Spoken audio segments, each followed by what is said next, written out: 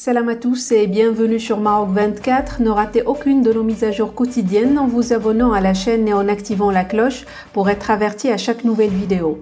Aujourd'hui, le lundi 17 juillet 2023, on va plonger dans le labyrinthe complexe de l'élection législative espagnole où deux virus pernicieux, l'Algérie et la milice du Polisario, semblent avoir élu domicile. Il semble qu'une campagne souterraine se déroule influençant les factions politiques et les plus radicales de l'échiquier politique espagnol. L'objectif est déstabiliser Pedro Sánchez et les relations maroco-espagnoles. Restez avec nous pour plus de détails dans cette revue de presse tirée du site d'information badlaman.com. Envie d'un voyage au Maroc? Réservez votre ferry dès maintenant sur billetbateaumaroc.fr, facile, rapide et fiable. À quelques jours des législatives en Espagne, la milice du Polisario et l'Algérie soutiennent de manière souterraine les tendances politiques les plus radicales de l'échiquier politique en Espagne. La consigne, répétée tout bas de bouche en bouche, et sans équivoque, ciblait le Premier ministre Pedro Sánchez et le Maroc.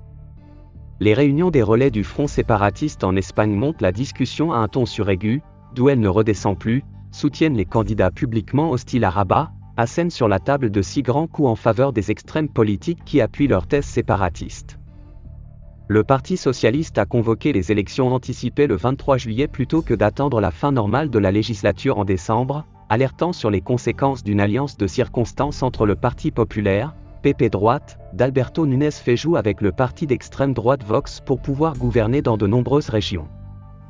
L'Algérie qui a suspendu en juin 2022 un traité d'amitié de bon voisinage et de coopération conclu en 2002 avec l'Espagne, après la position historique de Madrid en faveur du Maroc sur le dossier du Sahara marocain, redoute une victoire de Pedro Sánchez, laquelle compromettrait ses plans de renverser cette décision. Mission quasi difficile même si les adversaires de M. Sánchez l'emportent. On veut un retour au statu quo concernant le Sahara avec le prochain gouvernement espagnol, avait éructé le président algérien.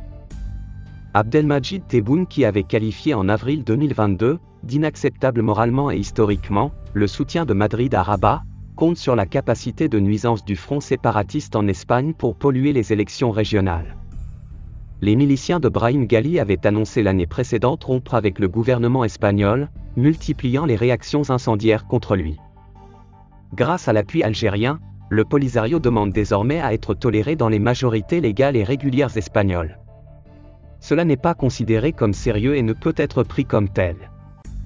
Tej Sidi par exemple, imposé par le Parti communiste espagnol, n'est que l'incarnation imbécile des passions sauvages, ignorantes, rebelles, qui fermentent au fond de certaines formations politiques contre le Maroc. Chacun tire de son portefeuille un carnet couvert de chiffres et expose ses prévisions.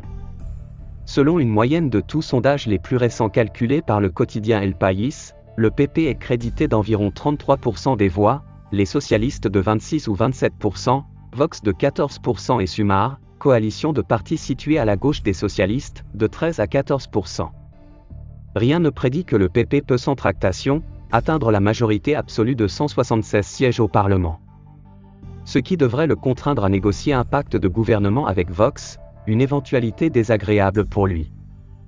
Selon les observateurs, le prochain gouvernement pourrait être un gouvernement de coalition, soit entre les socialistes et Sumar, soit entre le PP et Vox.